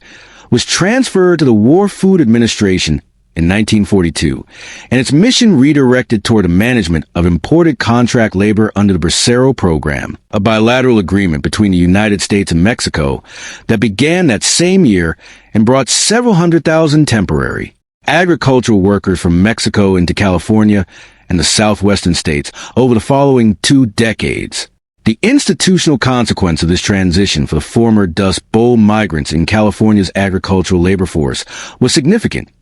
The federal camp infrastructure that had provided them with organized advocacy and basic services was now oriented primarily toward a different population, and the administrative energy within the successor agencies was directed toward managing the contract labor system rather than toward the welfare of the domestic migrant population that had preceded it. The camp at Arvin in Kern County, where Tom Collins had worked, continued to operate, but the institutional priority it had once represented within the Farm Security Administration's mission had been substantially displaced by the new labor policy context. The cultural memory of the Dust Bowl decade was shaped more thoroughly by a single work of fiction than by any institutional report, governmental investigation, or scholarly analysis. John Ernst Steinbeck published The Grapes of Wrath in March of 1939. Following a period of immersion in the conditions of California's agricultural migrant population that had included extended visits to the federal camps managed by Tom Collins and field research across the San Joaquin Valley, the novel followed the Jode family from their displacement from a tenant farm in Sallisaw in Sequoia County, Oklahoma, along Route 66 to the labor camps of the San Joaquin Valley, and it gave to the abstract demographic statistics of the migration a specific human sequence that readers encountered as narrative rather than as data. Steinbeck received the Pulitzer Prize in 1940 for the work, and the film adaptation directed by John Ford and released in January of 1940, in which Henry Fonda played Tom Jode, extended the novel's reach into audiences that might not have encountered the printed version. The institutional objections the book generated were sustained and formally organized. The Associated Farmers of California circulated materials claiming its conditions had been fabricated, and the Oklahoma Chamber of Commerce organized a campaign against what its members regarded as a defamatory representation of their state. But the novel's cultural authority proved considerably more durable than these responses, and it shaped the public understanding of the migration and the disaster that had produced it in ways that no subsequent correction or qualification fully dislodged. Woodrow Wilson Guthrie, who had grown up in Okemah in Okies County, Oklahoma, and had spent the early years of the crisis in Pampa in the Texas Panhandle before making his way to California along the same route his fellow Oklahomans were traveling, addressed the Dust Bowl experience in a series of songs recorded for Victor Records in New York in April and May of 1940, released under the collective title Dust Bowl Ballads. The recordings included Dust Storm Disaster, which described a Black Sunday storm of April of 1935 with the specificity of an eyewitness account, and Blowin' Down This Road, which translated the migrant experience into a vernacular musical form that communicated across the distance between the Southern Plains and the audiences who had never seen it. Guthrie had been performing in migrant labor camps in California through the late 1930s, functioning as an informal institutional memory within those communities by preserving in song details of the experience that formal documentation was not designed to capture. The recordings reached a limited audience on their initial release but acquired, across the following decades, a canonical status in American folk music that made them one of the more durable cultural residues of the disaster, a form of institutional memory housed not in any government archive, but in the acoustic record of a single voice. The scholarly re-examination of the Dust Bowl's causes and consequences developed most fully in the 1970s, as the environmental history movement began applying the analytical tools of historical scholarship to the question of how human institutions had interacted with natural systems to produce ecological catastrophe. Donald Worster, a historian then at the University of Hawaii, published Dust Bowl, The Southern Plains in the 1930s in 1979, a work that received the Bancroft Prize in 1980 and substantially reframed scholarly understanding of the decade. Worcester's central argument was that the Dust Bowl was not adequately explained as a natural disaster that poor farming practices had aggravated, but was better understood as the product of a specific economic system in which the institutional logic of the credit market, the commodity price system, and the individual operator's drive toward expanded production had systematically overpowered whatever ecological prudence individual farmers might have brought to their decisions. His analysis assigned causal weight to the institutions of agricultural capitalism rather than to individual farmer ignorance or irresponsibility, a framing that was contested by critics who believed it underweight human agency, but that established the terms for the subsequent scholarly discussion in ways still traceable in the environmental history literature today. The Ogallala Aquifer, the geological formation that underlies approximately 174,000 square miles across 8 states from South Dakota to the Texas Panhandle, had not been a significant factor in the Southern Plains agricultural economy during the Dust Bowl decade because the technology required to extract groundwater at agricultural scale, the center pivot irrigation systems and high-capacity electric pumps that made them economically viable was not available in practical and affordable form until the post-war period, beginning in the 1950s and accelerating substantially through the 1960s and 1970s.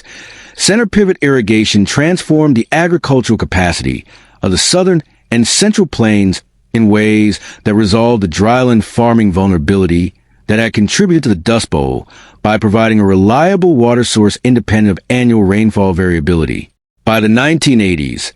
the Ogallala was being depleted at an annual rate estimated by the United States Geological Survey at approximately 1% of its total volume, a rate that varied significantly across the aquifer's geographic extent, but that exceeded the natural recharge rate, itself minimal given the aquifer's character as a fossil water formation recharged across geological rather than agricultural timescales. By a very wide margin in the most intensively irrigated sections, water levels in the Texas Panhandle portions of the aquifer had declined by more than 100 feet in several locations by the end of the 20th century, a depletion that the same institutional pattern governing plains agriculture had produced through the same logic that had driven the Great Plow-Up,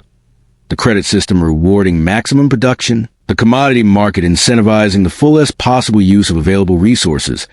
and the absence of any regulatory framework with authority to manage a common resource against the cumulative effect of individually rational decisions. The Soil Conservation Service that Hugh Hammond Bennett had built survived into the post-war decades and continued its technical work across the Plain States, though the urgency that had attended its creation in 1935 diminished as the memory of the dust storms receded and the aquifer-based irrigation economy replaced the precarious dryland farming system that had produced the crisis. The agency was reorganized as a Natural Resources Conservation Service in 1994 under a restructuring of the Department of Agriculture that consolidated several soil and water conservation functions,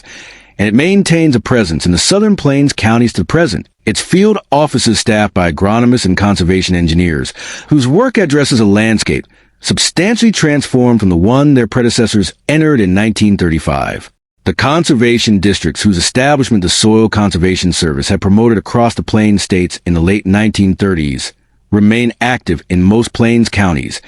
their governance structures providing a local institutional mechanism for conservation program delivery that has outlasted the New Deal political environment that created them, though their authority over individual land use decisions remains advisory in the same sense that it was advisory in 1940. The topsoil that the wind carried out of the southern plains across the years between 1931 and 1940 did not return with the rain. Soil formation is a geological process measured in centuries and millennia rather than in decades, and the 6 to 9 inches of topsoil that studies estimated the worst affected plains counties had lost through wind erosion during the Dust Bowl years remain absent from the agricultural base of those counties for the remainder of the century and beyond. The Conservation Reserve Program, established under the Food Security Act of 1985, provided financial incentives for plains operators to retire highly erodible cropland from production for 10-year periods and planted to grass cover, representing the most sustained federal commitment to the kind of acreage retirement that the Land Utilization Program of the 1930s had pioneered on a smaller scale. The program removed tens of millions of acres of marginal plains cropland from production over the following decades and reduced wind erosion across the region substantially, but did not reconstruct what had been lost in the 1930s. And its continuation depends on the annual appropriations process that has governed federal agricultural programs since the New Deal, a political environment in which the institutional memory of the Dust Bowl has always been required to compete, as it was required to compete in 1935, and as it was in the years before that, with the institutional appetite for maximum production. The former farm households of the Southern Plains that had departed through the 1930s arrived, in the places where they settled, without the institutional capital that characterized an established community, their churches and neighborhood networks, and the specific knowledge of a particular piece of land, the understanding of where the soil ran deep and where it thinned, where the windmill pumped reliably and where it was prone to failure, had been left behind with the land itself and could not be reconstituted in a California labor camp or in a residential neighborhood in Tulsa or Kansas City or in a defense plant dormitory in Richmond. What the migration carried forward into the post-war decades was largely invisible in the aggregate: a regional dialect, a musical tradition, and a cultural memory of displacement and institutional failure that persisted within the families who had lived in ways that formal history sometimes recovered and more often did not. What the 1930s left behind on the Southern Plains was not merely an alteration in the physical character of the land, though the alteration was real and measurable and in some respects permanent. It left behind a fundamental reordering of the relationship between individual agricultural life and the federal institutional apparatus that surrounded and increasingly sustained it, a reordering that the decade's successive disasters had made unavoidable and that no subsequent political movement toward agricultural independence fully reversed. The family that planted wheat in Dallam County or Cimarron County in 1950 did so within a framework of federal price supports, federal conservation district guidance, federal rural electrification, and federal crop insurance that the family farming the same ground in 1925 had neither possessed nor, in most cases, sought. The institutions had arrived at a cost, a decade of topsoil and population and community coherence and individual human possibility that was not reflected in any of the legislation that built them. The specific human cost is resistant to precise accounting. Approximately 350,000 people made permanent lives in places other than the communities they had built their expectations around, and the majority of them absorbed that displacement into ordinary life without documentation sufficient to make it legible to the historical record. The children who developed chronic respiratory impairment from years of dust exposure, the farm operators who arrived in their 50s at the far edge of what the drought had left them with, the small-town physicians and merchants and school teachers whose professional lives dissolved with the communities they served. These are figures whose numbers could be estimated in rough aggregate from census and health records, but whose individual experiences remain largely inaccessible. What the decade demonstrated,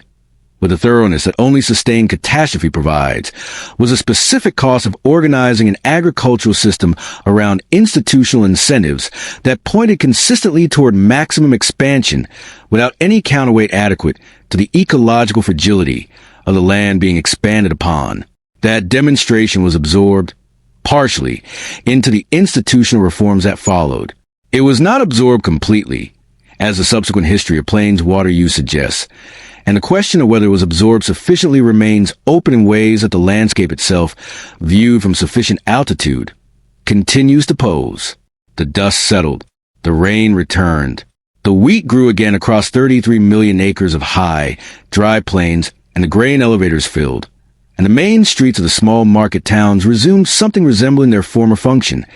and the decade receded into the past at the rate that all decades do. The land remained. I want to be direct about what I think of this script,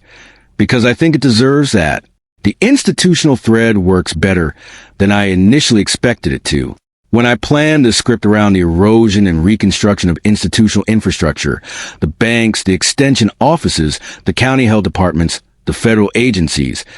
I was making a bet that the audience would find that lens illuminating rather than dry, and I think the bet paid off. The Dust Bowl is usually told as a weather story or as a migration story built around individual suffering, and both of those framings are valid. But the institutional lens adds something that neither of the standard framings provides.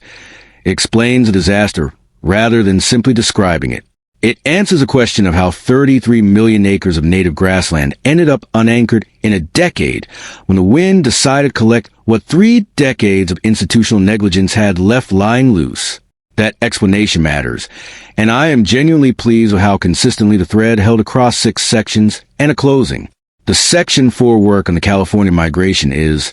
I think,